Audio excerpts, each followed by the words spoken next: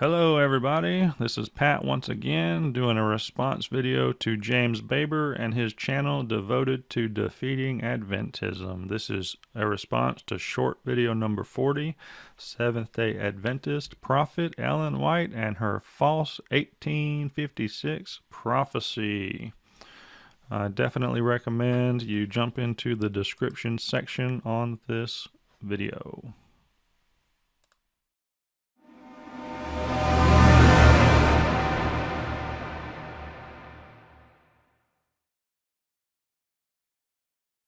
Alright, today is a good one, and this is going to be one that is a prime example of the different videos that have different comment styles.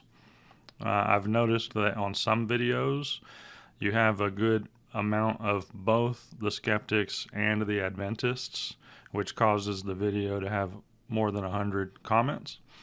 And then you have videos where it's only skeptics and not very many Adventists are really jumping in there because they don't have any way to reply. They don't know how to reply. And then there are other videos where it's the other way around. No skeptic has anything to say on some videos because the evidence is very clear.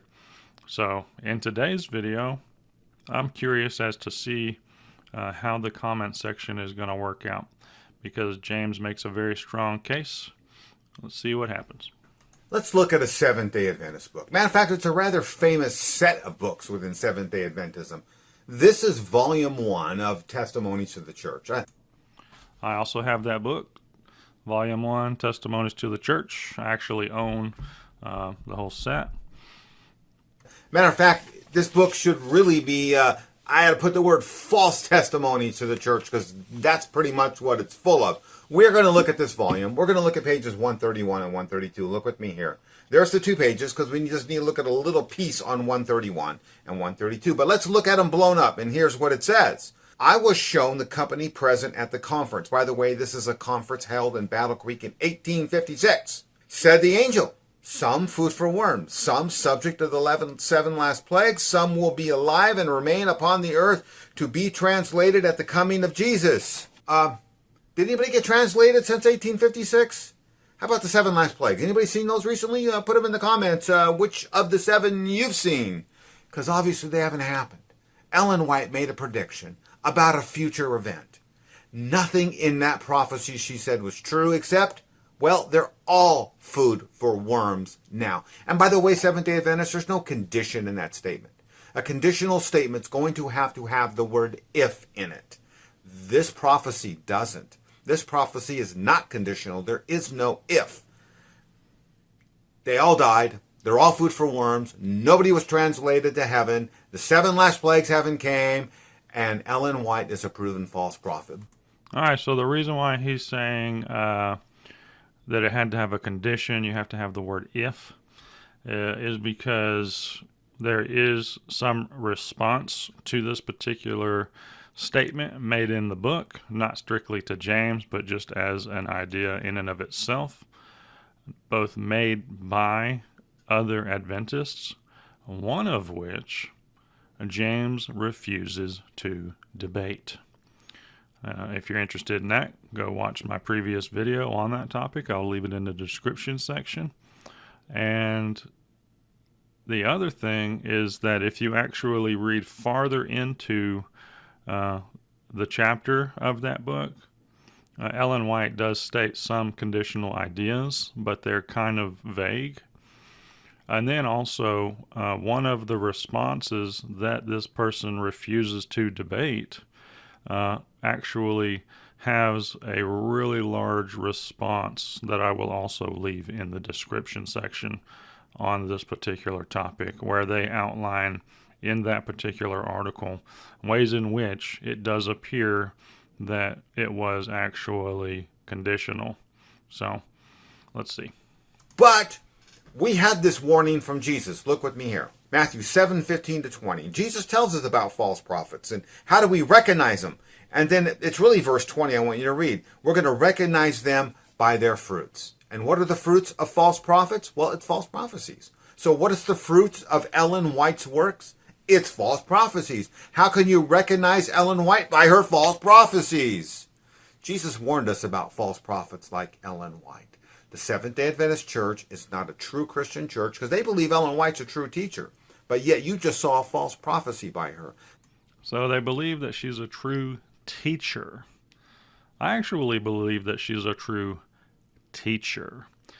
Because if you go read that entire article, let me go look at what the title was real quick. All right, so the title of that article is Conformity to the World. And it's actually several pages long.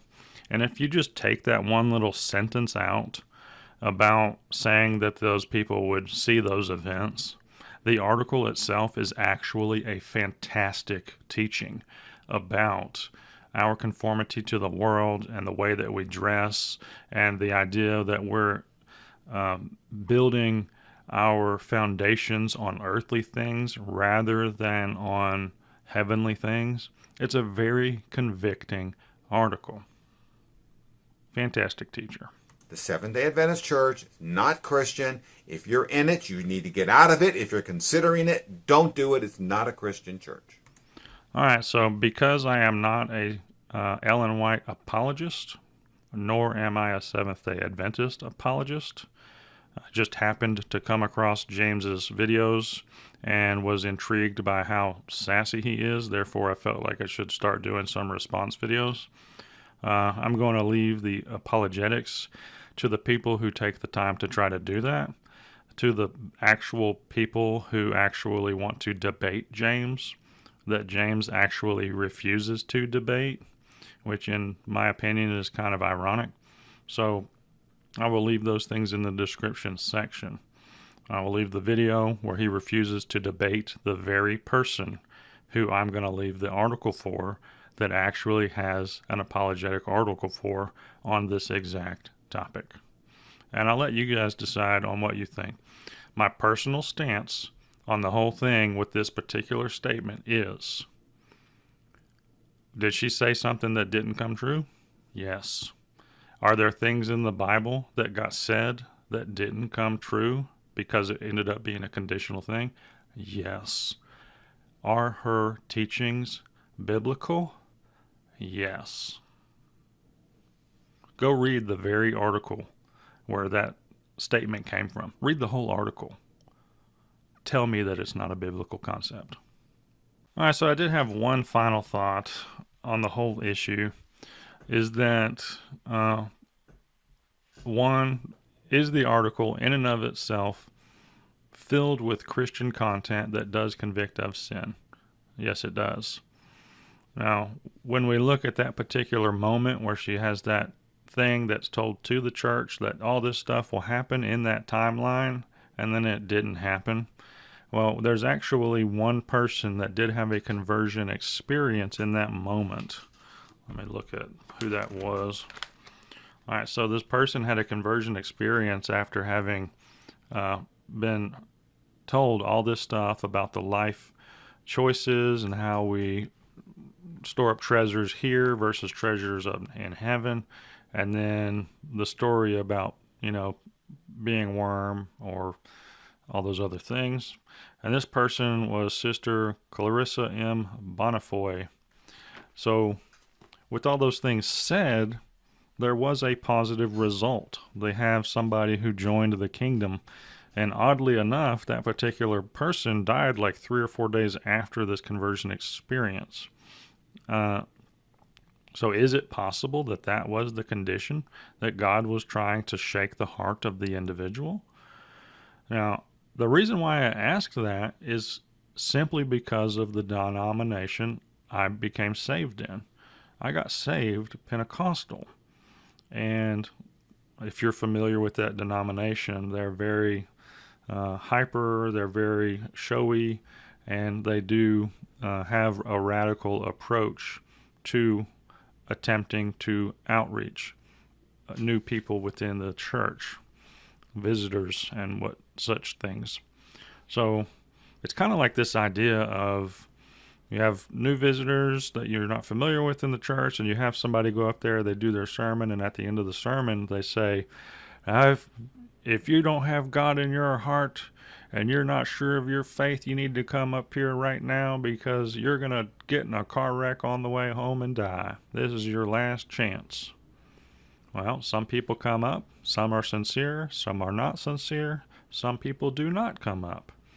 And well, the people who do not go up and the people who are not sincere do not get in a car wreck on the way home. That still happens to this day.